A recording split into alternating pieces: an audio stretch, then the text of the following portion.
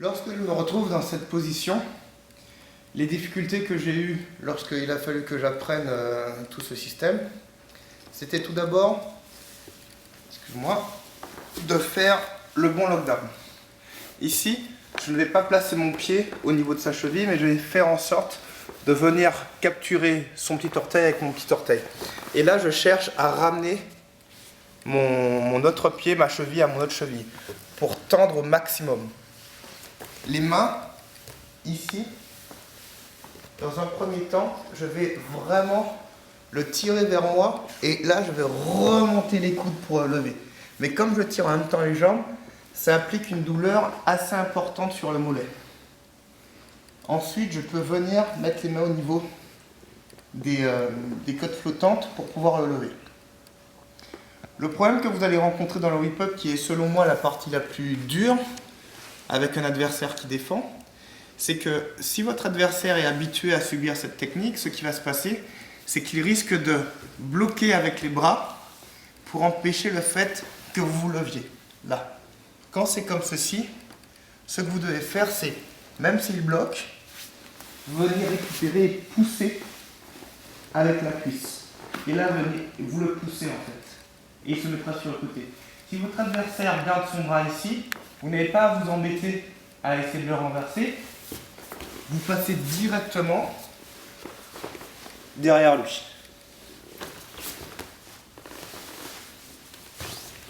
Si votre adversaire bloque comme ceci pour ne pas se faire monter, mon coude pousse à l'intérieur de la cuisse parce qu'il ne peut pas être occupé à faire plusieurs actions en même temps.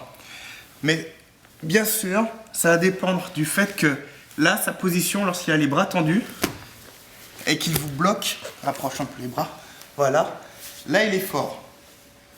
Pour détruire cette force, vous devez à la fois mettre la pression avec le lockdown et en même temps, avec le double underhook, tirer et ramener comme ceci.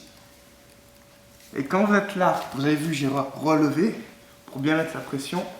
Ici, c'est plus facile de revenir comme ceci. Et là, je dois réajuster parce que je ne dois pas laisser reprendre sa cheville. Maintenant que je suis ici, le deuxième renversement qu'on appelle le plan B, ici, quand je viens chercher la pointe de pied, lui, il tend la jambe avec le genou relevé sur le côté. Et là, je ne peux pas venir récupérer sa cheville. Ce que je vais faire, c'est que je vais ramener avec ma jambe sa cheville vers sa fesse, le talon vers sa fesse. Là, je ramène vers moi, je relâche et je fais ce qu'on appelle twist back. Ici. Twist back plan B, je garde fort, je ramène ici, je passe sous lui. Arrivé dans cette position, je prends appui avec le pied, je sors la hanche, je remonte la hanche vers ses fesses, comme ceci. Je passe le genou sous son genou.